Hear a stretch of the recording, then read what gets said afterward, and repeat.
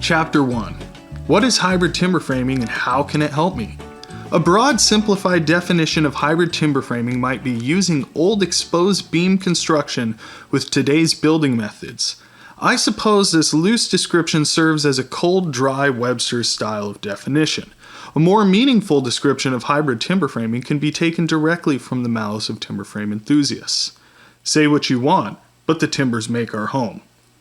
Hybrid timber framing is incredibly flexible. We could capture our unique style and control the investment, quote unquote. Let's talk briefly about the basics of timber framing and its evolution from the past before we cover the important stuff covered in Chapter 2, namely why people have chosen to build with hybrid timbers. Many thousands of years ago, when people needed shelter and a place to live, wood was usually the building material of choice. Wood has always been used for building, although timber frame styles were affected by wood scarcity in the Middle Ages due to over-harvesting of trees. But in general, wood has been a renewable resource and readily available throughout the ages. Another thing builders of old liked about wood was its relative lightness. It is also effortless to work with, as opposed to stone or steel. Wood is a cinch to shape, to carve, and to mold. Wood also has high insulation value, great load-bearing capacity, and helps with acoustics. Compared to a carpet, wood is loud, but compared to a concrete vault, wood is as quiet as a church mouse. Despite wood's inherent weaknesses, such as vulnerability to rot and fire, it was still the building material of choice for most early builders. When you consider all trade-offs from convenience to speed to longevity and investment costs, wood was an easy choice. Until the Industrial Revolution, metal fasteners and nails were expensive and hard to come by. As building know-how moved from crude structures to joined wooden structures, crafty builders devised pegs to hold these structures together. They came up with many timber joining variations using wooden pegs to build better structures. These commonplace joints, such as the mortise and tenon, are now celebrated by builders and owners alike with the revival of timber framing. Early settlers to America brought the timber frame styles and methodologies of their home country with them. History experts within the timber frame industry can identify the historic origin of a frame by its unique joinery, layout markings, and architecture. And on page 13 of the book, a massive post and beam longhouse that was indicative of numerous cultures from centuries ago, such as the Norse and modern Iceland, and Native Americans here in North America. The decline of timber framing. Trivia time. What three things during the Industrial Revolution caused a decline in timber framing as a building method of choice? Three of the options below allowed for fast expansion of the Wild West. A. Electricity. B. 2x4s. C. Railroads. D. Telegraph. E. Or nails. Three of these options. They are nails, 2x4s, and railroads. They were the perfect building trifecta to change the building industry dramatically. The mass production of wire nails and steam-powered sawmills made stick framing a fast, affordable building method. Nor did this building method require highly skilled labor. The railroad provided abundant economical transport. Faced with all these economic disadvantages, timber framing became a lost art.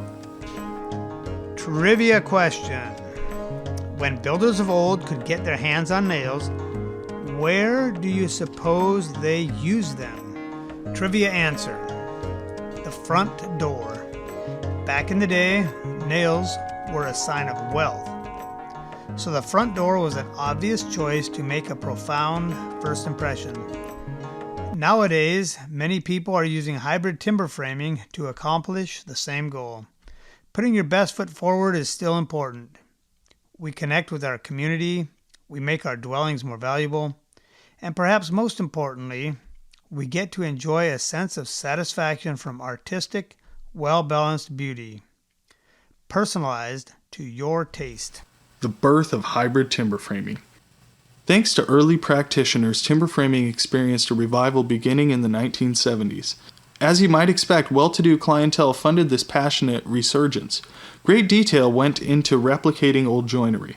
These early adopters tended to be purists. As the timber frame revival gathered steam, Economics and practicality entered the conversation builders and clients were having. It did not take long for the majority of timber frame projects to implement some form of hybrid timber framing. Some purists might view this as sacrilegious and use derisive terms such as timber framing, or refer to metal connectors as training wheels. Timber framing refers to the use of non-structural timbers used to capture a specific look, a heavy piece of trim, if you will. Despite its detractors, economics and logistics can make this a practical choice in many situations. I myself had trouble with timber framing in my early days of post and beam construction, but when I thought about how pragmatic the builders of old were, I realized that my desire to be a purist was founded on a slippery ideological slope. The purist mindset simply could not withstand the logic and benefits hybrid timber framing brings to the table. I like to think that the pragmatic timber framers of old smile from their graves in agreement. I also believe builders of today are every bit as ingenious and crafty as builders of old. What we see being built around us today doesn't evoke the same sense of awe as the old structures built with old tools and primitive building methods do. In part, this is because building improvements are commonplace and all around us. Another reason it is hard to value today's craftsmen is the human tendency to allow frustrating things we experience with the building industry to overshadow the good. From time to time, ever since I was young, I have heard carping about how they don't build like they used to. I find this an irritating knockoff of the exasperated statement consistent with older generations throughout the ages. Kids these days. Today, some professionals are hack artists and simply don't care, just as there was in the old days. But we have a choice to focus on what is good. All around us, owners, architects, and builders are figuring out more effective and creative ways to build better and smarter to get what they want. Trade magazines, blogs, and other building news resources of every stripe are a testament to the drive and ingenuity of people in today's building industry. The Timber Framers Guild has been extraordinarily prolific in documenting and sharing information to help the timber framing craft. I feel a sense of thankfulness to the timber framers of bygone years, to the timber framers of today, and to clients who are attracted to timber framing. This loose, informal community of enthusiasts have given us what we know today as hybrid timber framing. This community also gives motivation, helps find enjoyment in our daily work, and furthers our sense of purpose. The last part of this chapter gives examples of why clients have chosen hybrid timber framing and will hopefully give you a solid grasp of how hybrid timber framing could help you. Happiness is extra bounce in your step. As a company, we noticed even more bounce in our step when Josh, David, and the guys made a decision to redesign and upgrade our fabrication shop and material storage. Not only did efficiency improve, but we also got a better presentation for shop tours. Multiple factors converged to create that springy step. A big contributing factor was that suggestions and ideas came from everyone on the team. Not all days can be sunny days, but doing and thinking about things that perpetuate a buoyant attitude and a light step go a long ways toward reaching goals. Happiness is extra bounce in your step. How can hybrid timber framing help me? Let's talk about the important stuff. Why have people chosen hybrid timber framing and how can it help you? The benefits of hybrid timber framing can be summed up in one word: flexibility. Flexibility with design, flexibility with building, and flexibility with your investment. You have many more options to design your personalized look and feel.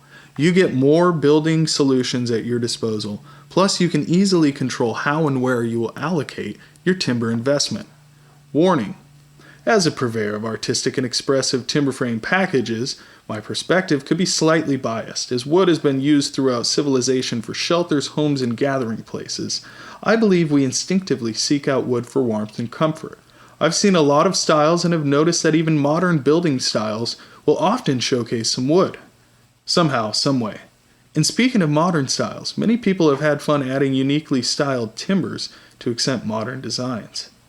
Of the 7 styles presented in Section 2, the modern style has emerged as one of my top favorites. Surprise, surprise. The modern style gives you space and freedom to push creative boundaries. But I digress. You can read about modern style in Section 2. The following examples are in no way comprehensive. The reasons for our decisions and choices are incredibly diverse and multifaceted. Many times they are instinctive, driven by factors beyond our awareness. But here are some of the top reasons past clients have been attracted to hybrid timber frame solutions. One client of mine in particular spent a day in the shop taking photos and observing while his frame was being crafted. He also helped craft one prominent joint so he could point to that joint and say, "I helped make that joint." After experiencing the magnitude of crafting done in the shop, this particular person went from thinking his timber framing package was expensive to wondering how the company made any money at all. Many people are especially interested in showcasing complex joinery in an area where they and their guests intend to spend a lot of time.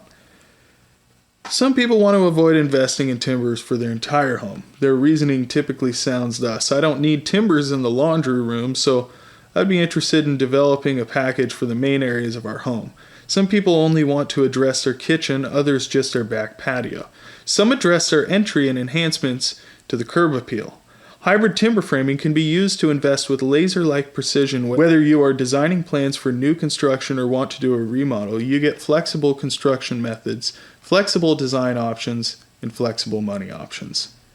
Some people want to add rustic flair to their architectural style, but not too much rustic flair. This is why hybrid timber framing has become so popular compared to full timber frame designs. Although there is certainly nothing wrong with full timber frame projects, they're beautiful and charming in their own right. But full timber frames are limited in their style flexibility. Hybrid timber framing can help you avoid this style straitjacket and allow you to experiment with various newer style choices within a wide range of investment points. Let's use an extreme example to illustrate this point. Log cabin styles and building methods vary widely to those in the know. To most people, however, a log cabin is a log cabin is a log cabin. The massive amount of exposed wood limits style flexibility. No matter how much effort would be spent to soften or influence this decor, it would still be a rustic log cabin. Like log cabins, full timber frames rarely deviate from simple boxes and shapes, driven mostly by cost. This is because both log and full timber frame construction are labor intensive. Many people seeking a hybrid timber frame remodel or makeover have a derivative of the following complaint: I like my blank, but the blank is so ugly. This feeling of being stuck can apply to existing homes or home designs and projects of every type. People who have been wrestling with an ungainly curb appeal or a dull great room might see a timber entry and say, "Wouldn't this be a good fix for our entry?" These people typically lean towards rustic style elements to some degree, which gives them a twofold reason to get a hybrid timber frame solution. Some people are in it just for the money. They tend to be investors and builders looking at their ROI or return on investment. One particular builder estimated a 35 to 50% return on his investment. In other words, a $20,000 investment added $27,000 to $30,000 to the sale price. If getting a return on your money is a primary driver, hybrid timber framing can help you. Getting an artistic balance and beauty for the curb appeal will usually deliver the most significant value punch. As they say, the first impression sets the frame through which everything else on the home will be interpreted. In other words, the kitchen cabinets, great room flooring, the master lighting, etc. will be viewed more favorably with a good first impression. Most people are motivated by long-term happiness. Allow me to wax philosophical for a moment. Due to our corrupt human nature, happiness is a very elusive ideal. For example, I remember being ecstatic about a Christmas gift as a youngster, only to be sad and envious a few moments later when my brother opened his gift. Question: with so many weaknesses and handicaps, how can we possibly win the happiness game? It seems like the things we acquire, the things we say, and the things we do seek to answer simple fundamental desires within us, such as, am I doing the right thing? Am I okay? And am I worthy of love? I believe that prayer, resting, reflection, trusting friends, being vulnerable, giving, and serving all lead to greater awareness. This awareness and wisdom lead to more contentment. It also makes our decisions in life more manageable. Okay, I'm back. Thank you. I suppose the biggest takeaway for you is simply this. Artistic timber framing in and of itself has not brought people happiness. But the right mindset, a good team, and solid decisions have facilitated an enjoyable process. This in turn has created positive lasting memories and has moved the happiness needle in a good way. Many people have chosen hybrid timber framing to capture that just right look and feel. Not too heavy, not too light, not too cramped, not too high. Just the magnetic, warm feeling of artistically designed and crafted timbers. Perfect expression of you and your style.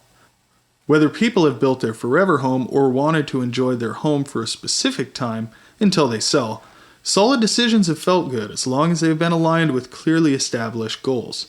This brings lasting well-being. Even a solid decision made many years ago will resonate in the here and now.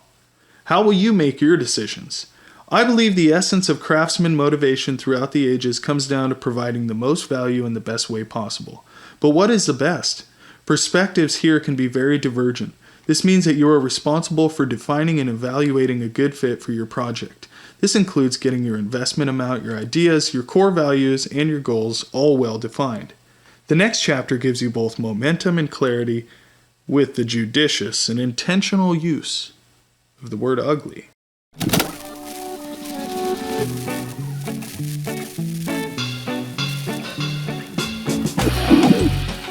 So that was excerpts from Chapter 1 of The Art of Hybrid Timber Framing, 2nd edition.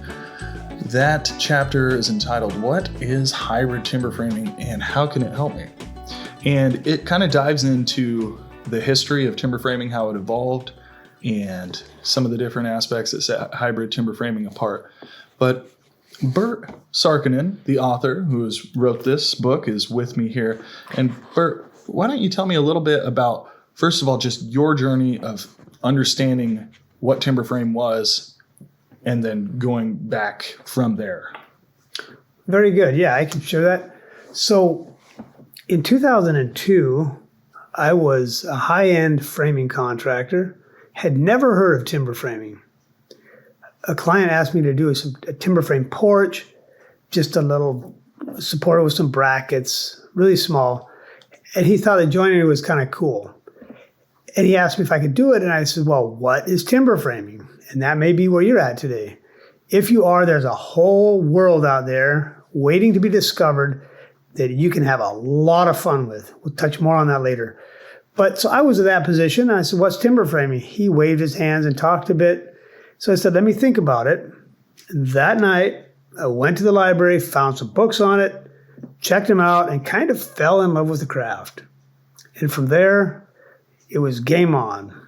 Any opportunity I could find to do some beam work, test out some joinery, figure out what might look good, that was just it almost wasn't work. It was just so fun. And that's kind of how it got started. Well, that's a good sign if it doesn't feel like work. So, I guess you don't need a salary here, Bert. Great. Good to hear it. Well, salary, salt, we all need to eat, right? Yeah, we do. No, but that is a wonderful, they say you have a job you love, you'll never work a day in your life. And I guess that's probably why you wrote a book about it and spend all this, time doing it. Mm-hmm. So then after that, of course, it wasn't just a bed of roses. There was a lot to learn. One thing that had me in a pretty good position to move forward, just jumping into timber framing, into the deep end, was that I had learned applied math and had framed for years. And I had also talked to my uncle, who was an engineer. I really wanted to understand how the engineering worked, how beams work. So I kind of, out of curiosity, had a pretty good idea of how things worked and things like that. So that was kind of why it wasn't such a reckless dive as it might look like at first, because pegs and mortises and tenons still follow your engineering rules and concepts. It's just applied a little bit different. Well, and I would assume if you had not been a framing contractor, especially doing custom homes, it would be ridiculously difficult to be a good hybrid timber framer, because how do you work with the rest of the house? Yeah, that gives all the flexibility when you know what is feasible, what's not, what is easy to do, what is strong, what is a little janky, but might work in a pinch if you have to. All of these things all combine to this expertise. That's what makes an expert, right?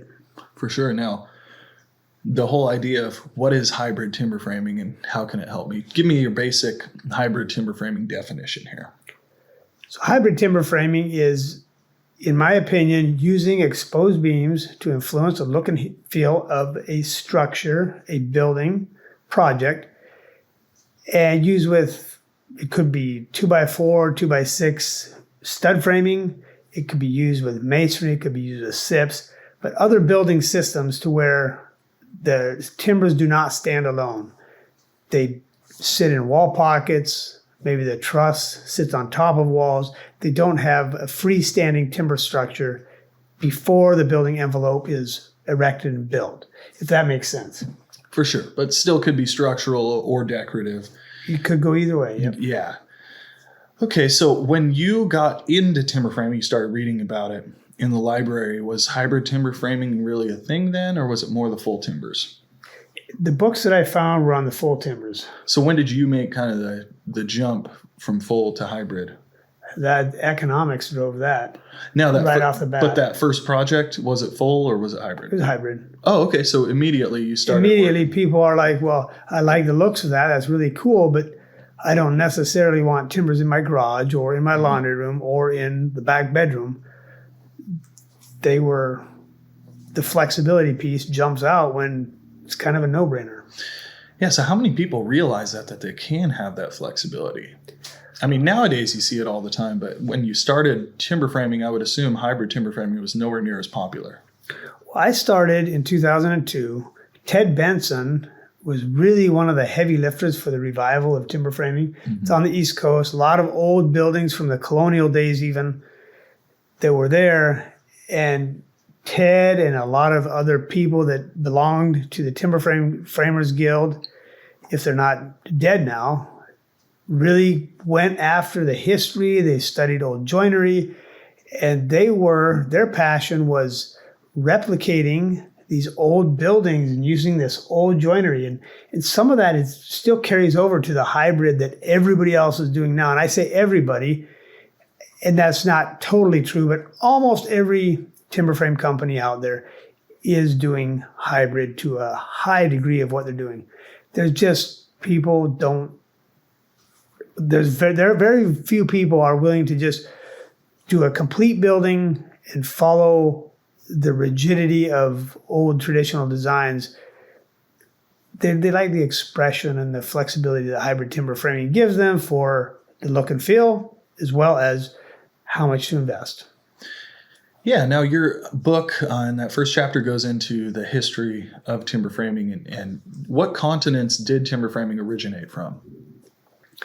Ironically enough, it was the majority of the continents about the same time in the human civilization development. Mm-hmm.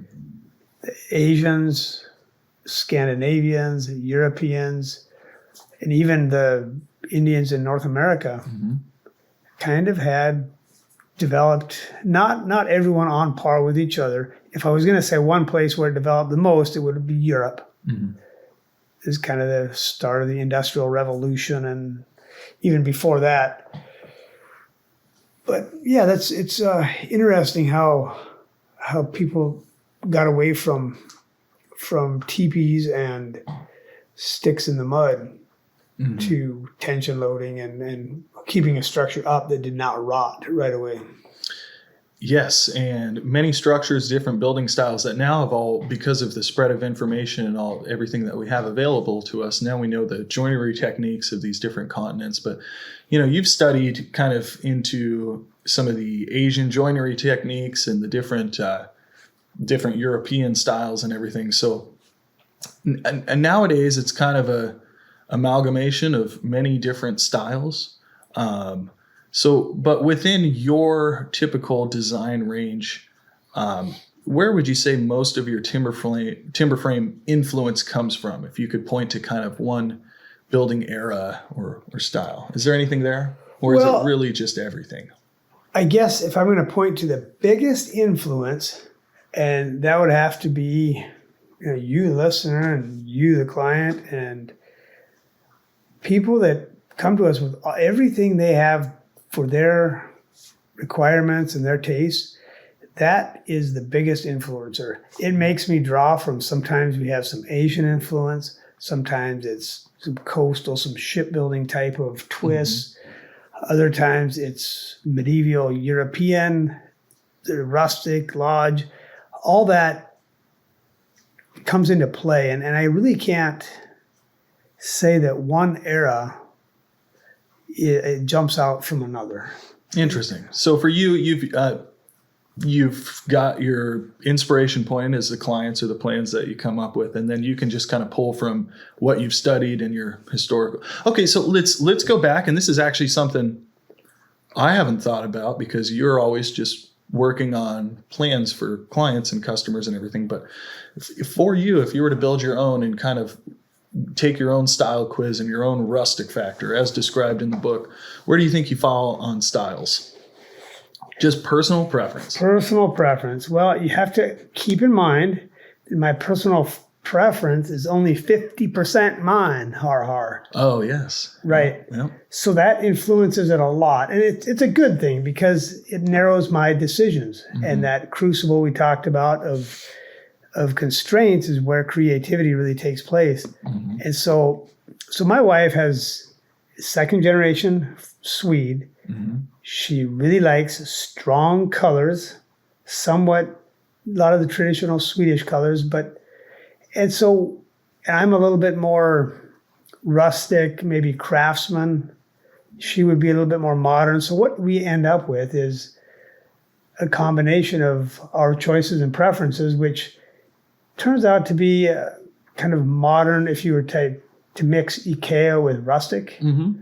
that might be a good blend. Interesting. Yeah. So being that you've designed the system, the process, and all that, you must be the absolute ideal customer for building your own home, correct? Your own timber frame. You must follow the process to a T, I would assume. The cobbler's children go without shoes, right? Yeah. So what was the story there? So that's a little bit embarrassing to talk about. But we're doing a remodel on the front. My wife was tired of the deck where it was, and it was time to clean things up a bit for a few different reasons. And so we thought about it for a while, and I had freedom to kind of come up with whatever I thought would work for her. She's not into agonizing over decisions and that, just very high-level stuff. And so I started some demo, pulled out the porch, doing some other things, and some friends happened by. They say, "Hey, what's going on, Bert?" I see the mess and all this. And so I start to tell them about it, wave my arms, talk about it. And as I'm talking, I realize, here's something I didn't think of. And I realized that I was walking without shoes. I tell our clients, people that come in, that do not even attempt to do anything. When we have modeling power, we can do a 3D model. And you really get to see things and roll them around and discover missing points as well as ideas that maybe you haven't thought about, that it's just not worth it. Do the model. And here I was confident enough in my abilities to visualize things and imagine and proportions. And granted, it's going to be fairly close, but still, I almost got bit. I stopped and did the model, and there was a lot of different changes and good decisions that came out of doing that. So, saved by my friends. Well, yeah, it just goes to show, even if you do this for a living, you can't just jump the gun on the creativity and what fits your own house. On another note, I heard of an engineer who I know mm-hmm. was doing a remodel, and my father was involved with it. And he said, we'll just put a beam right here. And so my father asked him, well, hey, did you run the calcs on that? What do you suppose that engineer said? He did not. Did not. Just went with his gut feeling. And figured, that's well within reason. Yeah.